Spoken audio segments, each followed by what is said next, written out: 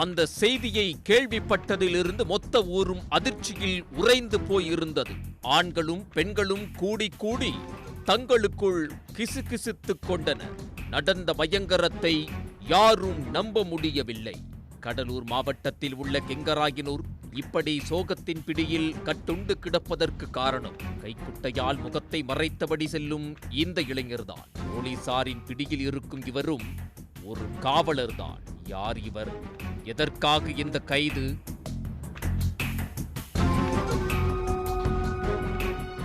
கடலூர் நெல்லிக்குப்பம் அருகே உள்ள கொங்கராயனூரைச் சேர்ந்தவர் 26 வயது சோனியா. இவருக்கும் கீழ்கவரப்பட்டையைச் சேர்ந்த முகிலன் என்பவருக்கும் 7 ஆண்டுகளுக்கு முன் திருமணம் நடந்துள்ளது.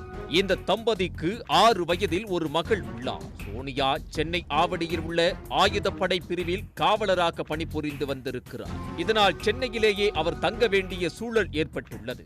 முகிலனோ ஊரில் மகளோடு வசித்து வருகிறார். கடலூருக்கும் சென்னைக்கும் இருந்த 190 கிலோமீட்டர் தூரத்தை விடவும் சோனியாவுக்கும் முகிலனுக்கும் இடையே உருவான விரிசலின் தூரம் அதிகம். அவர்கள் எதிர்பார்த்தபடி திருமண வாழ்க்கை செல்லவில்லை.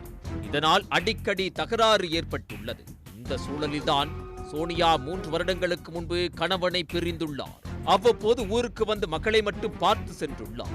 4 நாட்களுக்கு முன்பு வழக்கம் போல மகளை பார்க்க வந்திருக்கிறார் சோனியா. கணவன் மகளோடு கடலூர் தேவனாம்பட்டினம் கடற்கரைக்கு சென்று சுற்றி பார்த்துவிட்டு அதன் பிறகு சொந்த ஊரான கொங்கராயனூருக்கு சென்றிருக்கிறார். கடந்த 1ஆம் தேதியன்று முகிலனுக்கு போன் செய்த சோனியா தான் விஷம் குடித்து விட்டதாகவும் மகளை நல்லபடியாக பார்த்துக் கொள்ளும்படியும் கூறிவிட்டு இணைப்பை துண்டித்துள்ளார். இதை கேட்டு அதிர்ந்து போன முகிலன் மனைவியை மீட்டு கடலூர் அரசு மருத்துவமனையில் சேர்த்திருக்கிறார். பிறகு சோனியா மேல் சிகிச்சைக்காக புதுச்சேரி மருத்துவமனைக்கு அனுப்பி வைக்கப்பட்டுள்ளார். ஆனால் சிகிச்சை பலனின்றி பரிதாபமாக இறந்து போனார். எதற்காக சோனியா தற்கொலை செய்து கொண்டார்? உயிரை மாய்த்துக் கொள்ளும் அளவுக்கு அப்படி என்ன பிரச்சனை அவருக்கு இருந்தது போன்ற கேள்விகளுக்கு விடை தெரியாமல் முகிலன் குழம்பிய போதுதான் சோனியா தன் கைப்பட எழுதிய கடிதம் கிடைத்துள்ளது. வாட்ஸ்அப் மூலம் அனுப்பப்பட்ட அந்த கடிதத்தில்தான் அனைத்து தகவலும் தெரிய வந்துள்ளது. 2 வருடங்களுக்கு முன்பு சோனியாவுக்கு ராஜி என்பவரின் அறிமுகம் கிடைத்துள்ளது. 28 வயதான இவர் விழுப்புரம் மாவட்ட மரக்காணம் கரிப்பாளையத்தைச் சேர்ந்தவர். சென்னை ஆவடி ஆயுதப்படை காவலராக வேலை பார்த்து வந்துள்ளார். கணவனை பிரிந்த சோனியாவுக்கு ராஜீவின் பழக்கம் ஆறுதலாக இருந்துள்ளது. இருவருமே காதலித்திருக்கிறார்கள். இனிமேல் ராஜிதான் தன் எதிர்காலம் என சோனியா நினைத்திருக்கிறார். அவரையே திருமணம் செய்து கொள்ளவும் நினைத்துள்ளார். ஆனால் சோனியாவின் திருமண ஆசையை நிறைவேற்ற ராஜி ஒரு கண்டிஷன் போட்டதாக சொல்லப்படுகிறது.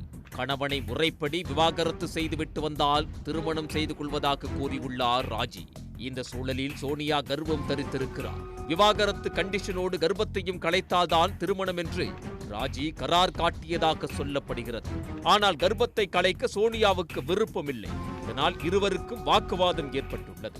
ராஜி தன் முடிவில் விடாப்பிடியாக இருந்துள்ளார். இச்சம்பவம் தொடர்பாக சோனியா தனது உயரதிகாரிகளிடம் புகார் அளித்ததாகவும் சொல்லப்படுகிறது. இந்த சூழலில் அதீத வேலைப்பளு காரணமாக சோனியாவின் கர்ப்பம் கலைந்து விட்டது. இது சோனியாவுக்கு மிகுந்த மன உளைச்சலை ஏற்படுத்தி இருக்கிறது. கர்ப்பம் கலைந்த பிறகும் ராஜி திருமணம் செய்து கொள்ள சம்மதிக்கவில்லை என சொல்லப்படுகிறது. இது மேலும் சோனியாவுக்கு மன உளைச்சலை அதிகப்படுத்தி உள்ளது. காதலன் திருமணம் செய்து கொள்வதாக ஆசை வார்த்தைகளை கூறி ஏமாற்றியதால் விரக்தியில் இருந்த சோனியா சம்பவத்தன்று உயிரை மாய்த்துக் கொள்ள விஷம் குடித்ததாக அந்த கடிதத்தில் குறிப்பிட்டிருந்தார். இச்சம்பவம் தொடர்பாக வழக்கு பதிவு செய்த போலீசார் சோனியாவை தற்கொலைக்கு தூண்டிய வழக்கில் காவலர் ராஜியை கைது செய்து சிறையில் அடைத்துள்ளனர்.